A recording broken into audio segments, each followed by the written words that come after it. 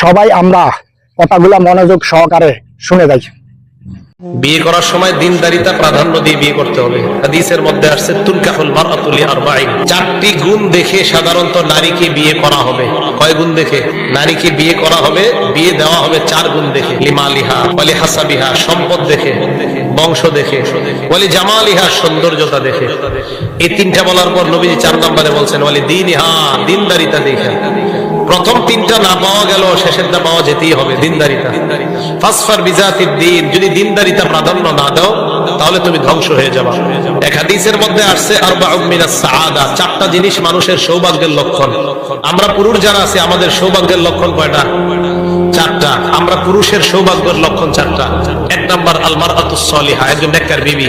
মুসলিম শরীফের হাদিসের মধ্যে আসছে নবীজি সাল্লাল্লাহু আলাইহি সাল্লাম বলেন আদ-দুনিয়া মাতা খায়রু মাতা'id দুনিয়া আল মারআতুস সালিহা, পুরো দুনিয়াটা হলো ভোগের জায়গা, আর এই পুরো দুনিয়ার শ্রেষ্ঠ সম্পদ হলো একজন নেককার